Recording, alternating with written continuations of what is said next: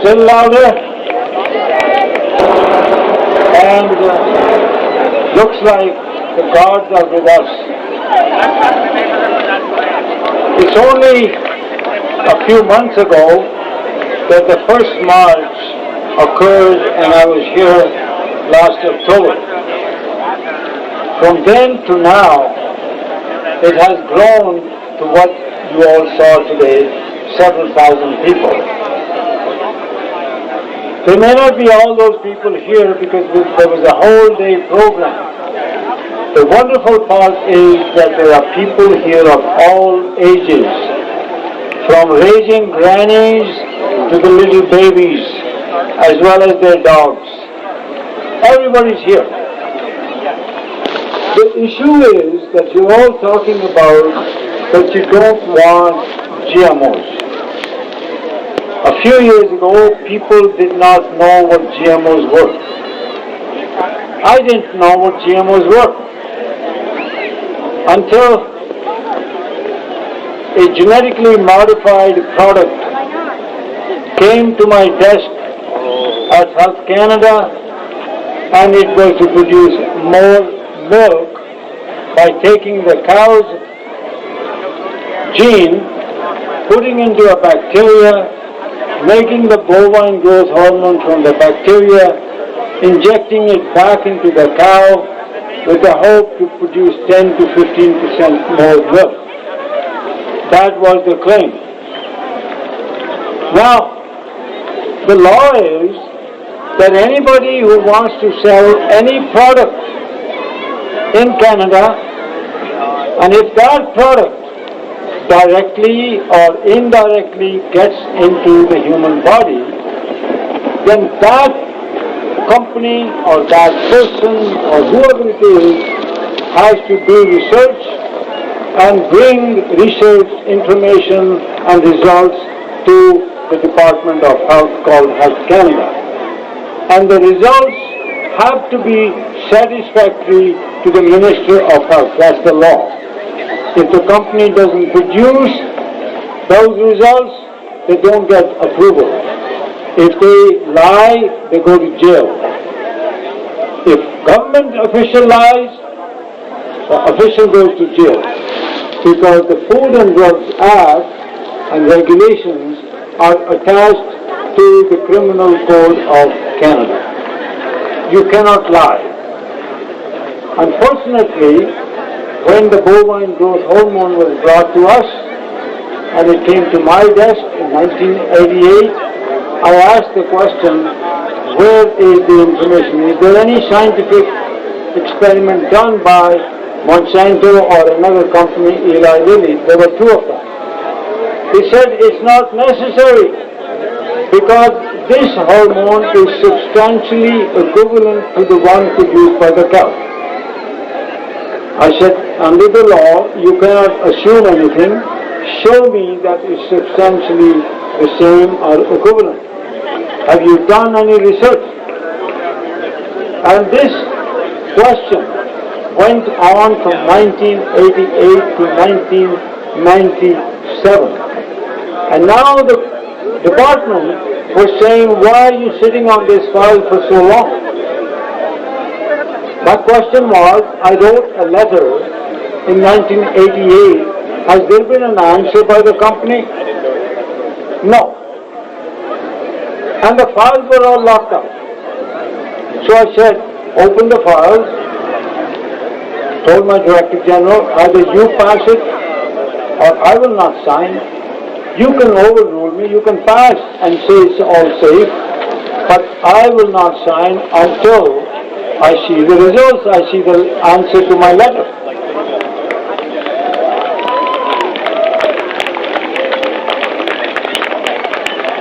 This is what resulted in a big fight. And that fight was not really too serious in the sense that I said to the department, why don't you open the file and let us, a few scientists, see what's in it. If it's all right, you can approve it. If it's not all right, then we're going to have to ask questions. He agreed. When we opened the file, 4 scientists were assigned to this file. We found the research had been done by Monsanto. And all my fears and apprehensions were proven to be right, because it was not substantially equivalent. Because this product produced things in the cow that were not normal. It produced pus in the milk. It produced another hormone that caused cancer. It produced, they were giving antibiotics because cows were now producing too much milk. And the cows were having double births. Cows were having all kinds of blood issues, which meant now this milk was not proper milk. And once this information came out, this became public knowledge. The farmers didn't want it, the people didn't want it, and the cows certainly didn't want it. And the Senate of Canada got to know of it, and they hauled us, my colleagues and I, before the Senate Committee on Agriculture and go and tell the truth under oath. When we told the truth, and this became a very big issue, one of the senators said, "Is this the only drug or are there others like it?" I said, "Sir, since you asked, yes, there are antibiotics and other hormones and other issues, 10 or 12. They are all in the same boat." So the senator said, "Looks like there's cancer going on at Health Canada." It was from there on. For me, it was not just Monsanto. It was all the other companies that were part of it. There was Eli Lilly also part of it. They were all competing. Then there were Dow, and there was Pfizer, there was Merck, and all these companies all trying to sell other products to produce so-called more food. And it wasn't even GMOs. Approved, didn't even ask a question in 1996. Quietly approved them. And people have been screaming ever since. We want to know if they're safe or not. Health Canada won't tell you what information they receive. They won't tell you what research has been done. All they're saying, believe us, they are harmless. They're substantially equivalent. We're doing this, it's safe to grow, it's safe to eat, and we're going to feed the hungry world. All that nonsense that keep on talking about, which has nothing to do with the health of Canadians.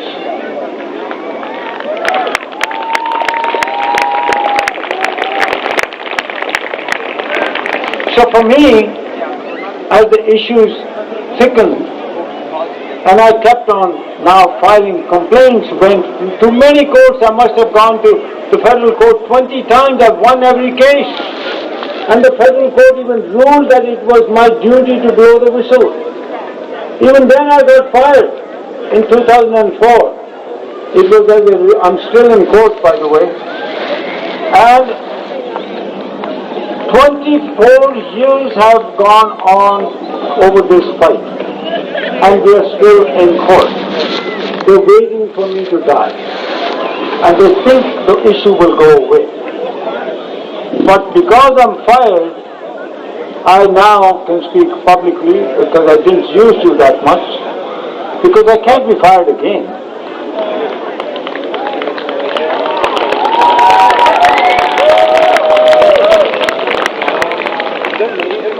Now, whenever I speak, because I've been speaking all over the world, telling the same story again and again. I've gone to Australia, I've gone to New Zealand, I've gone to the United States, I've gone extensively in India, and wherever I go, one question comes up now. I actually toured this winter in British Columbia and Alberta. One question comes up, invariably. People say, what do we do? That is a legitimate question, because when they invited me to go on a tour this time, I said I'm not interested, because I'm tired of making speeches. People clap, and call me a hero, and they go home and watch television and eat pizza and hot dogs. Or some people look for organic food and they don't know where to buy it. And they buy more expensive food and it's labeled organic but it's coming from California or China. That's not organic. You have to define what's organic. And I sat down to define what's organic. It was a group like this when I was touring BC back in 2004. They put me on a stage like this on a Sunday morning, people enjoying organic food, eating hot dogs, and there were musicians and so on. Suddenly they handed me a microphone, boom microphone like this, and said, talk to these people. There were a couple of hundred people. It dawned on me at that instant, it was like epiphany, that the answer is not with me, the answer is with these people. And suddenly I said, in our food supply, there are 5 items which have been approved illegally by Health Canada and the US Food and Drug Administration. Those are hormones, antibiotics, slaughterhouse waste being fed back to animals, food-producing animals. Then there are pesticides, and then of course lastly, the mother of all toxic materials, GMOs. You remove these 5, automatically all food becomes organic. You don't need to certify it. You don't need to label it. You just simply say these products are not approved, they are illegally, and so we are removing them. And the European Union doesn't allow 4 of those already. Hormones, antibiotics, slaughterhouse waste, and pesticides many, and GMOs certainly not yet. So therefore, are the Europeans less scientific than us? They take care of their health better than we do. And it was all started by one small country, Denmark, proving that using hormones, they are complete carcinogens, meaning that a single molecule, and they showed experimentally, a single molecule of something that causes cancer attaching to a single cell can start a cancer, and it can also promote an existing cancer. That's why it's called a complete carcinogen.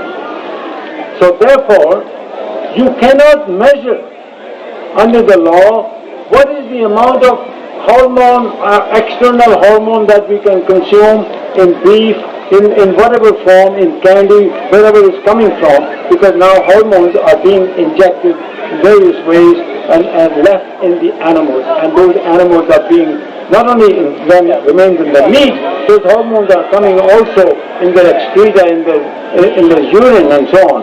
And then when the animal is slaughtered, the ears are cut off where the hormones are injected, and those are turned into gelatin, and that gelatin goes into your capsules and soft candy. And so you're eating concentrated amounts of these hormones that cause cancer. Then there are antibiotics. 75 to 80% of the antibiotic use is in food-producing animals. And those antibiotics, by being there, are causing what we call superbugs. And people are dying from them. Because in hospitals you go to have some operation, minor operation, and you pick up a bug, and now those organisms, those bacteria, have actually come from food-producing animals, and they are resistant to every antibiotic available. So you die by picking up an infection that you didn't have in the hospital. That's what these antibiotics are doing to our food supply. Then there is slaughterhouse waste. Animals when you slaughter an animal, only half the animal is meat. The rest of the animal is waste. There's blood, there are bones, there are cartilages, there are tendons, there's horns, there are hooves. All this is picked up, and also animals that die on the roadside, and fox and lynx or whatever, and also from the mink factories. All these animals are brought to what is called the rendering plants. In other words, they are rendered, they are boiled up, and then they're dried, and that dried powder is fed back to food-producing animals. All our food-producing animals, if you're buying your meat which is not certified organic, you don't know who the butcher is, where it's being grown, then that's what you're buying. Those animals are being fed other dead animals, and they are concentrated. They have antibiotics, they have hormones, and they're also picking up disease, like what happened with the mad cow disease. All three of these in Europe are banned. Are we smarter? And then there are pesticides. Pesticides do two things. Pesticides behave like hormones. Pesticides also affect the nervous system. And herbicides, pesticides, and all those have been there. The worst pesticide, herbicide is out there. This is called Roundup. It doesn't kill quickly, but it takes long time. Even on your plants, if you try to use Roundup, it takes a couple of weeks for the plant to die, because it chokes the plant in a way that there are certain minerals that it cannot now absorb. And so the plant dies, but the minerals, whole system has been disturbed, and then people now are eating not only the crop, but also this Roundup. And Roundup is now being used many times on the plant. On the plant, many times. Is used to first kill all vegetation, then the plant, whatever they want to plant, soybean, corn, or whatever kinds of crops, canola, and then they keep on, again they spray it, because these seeds now are genetically modified. They can resist the effect of Roundup and other pesticides. They're called Roundup Ready. In other words, you can keep spraying it. But what happens, that by doing so, now you're leaving, Roundup is there all the time. You're killing all the insects and other plants and everything, and it's getting into your water supply, it's getting everywhere. It doesn't have the effect right away, but it has a long-term effect. Roundup does. That is what genetically modified organisms are. That is what GMOs are. No GMO can survive without these other herbicides and pesticides, because they are unnatural organisms. They are not competitive enough. If you remove all these five from your food supply, then automatically all your food becomes organic. That is what we want in our food supply. We do not want hormones. We do not want antibiotics. We do not want slaughterhouse waste being fed back to food-producing animals or put anywhere.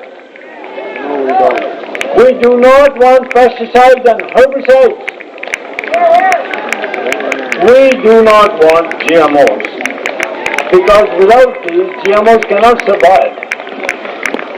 If you remove these five, automatically all food becomes organic. You don't have to fight. That is what you're fighting for. All food becomes automatically organic if you remove these 5, and these 5 are illegally approved, they are in our food supply. The governments have become corrupt. That's why I wrote the book, Corrupt to the Core. Our government is not working for us. The governments are working for these corporations. Monsanto is only one of them. There's a whole lot of other Pfizer and Merck, and they're all into it, except Monsanto is the most aggressive. Monsanto has the bad name. My fight is not with Monsanto. My fight is with this corruption which is in our government.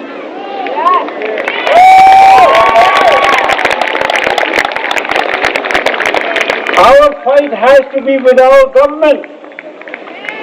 We own the country. This is our nation, this is our country. We cannot let these corporations pay to corrupt bureaucrats and politicians. This is what's happening. So what we have to do, if we can't fight legally, although we should be able to, we have to opt out of the system.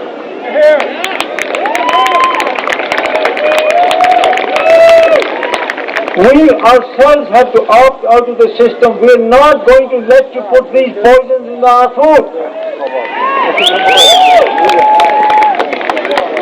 So people, rise, grow your own food. If it's going to be organic, it cannot be imported. It has to be in your vicinity. And we have to change this whole system. We have to go to your municipal council. We have to go to our school system. We have to just now canvass, bring people out, mothers, grannies, everybody, that this corruption we're not going to tolerate.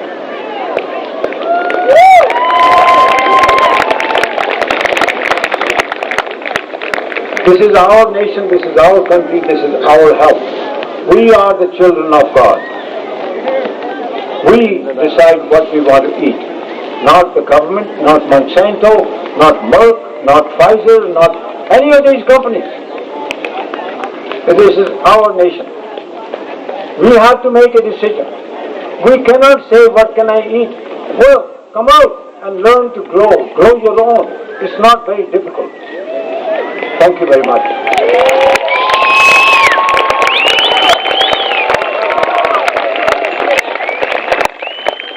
Thank you. What a wonderful speech.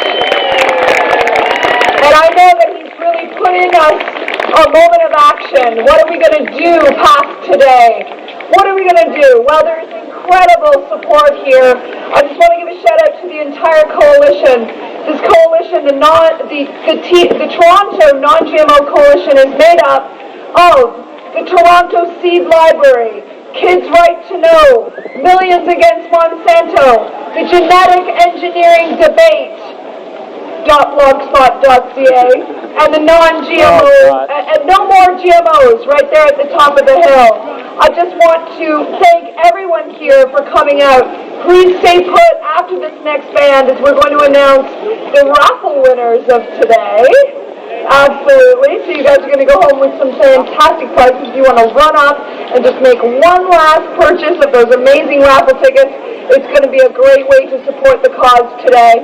And I also just want to say, if you ever want to do a GMO detox, I am running a GMO detox in June. My name is Julie Daniluk, juliedaniluk.com, and I'm going to actually be taking people through a process of eliminating GMOs through a beautiful 21-day detox coming up in June. So definitely stay tuned. And that brings us to our final musical performance of the night. How amazing that we've got the farmers. The farmers are back. The Sandy Pockets are here to entertain us. They're swing, delicious, amazing dance band that are farming by day, dancing and playing music by night. Put your hands together for the Sandy Pockets! Woo!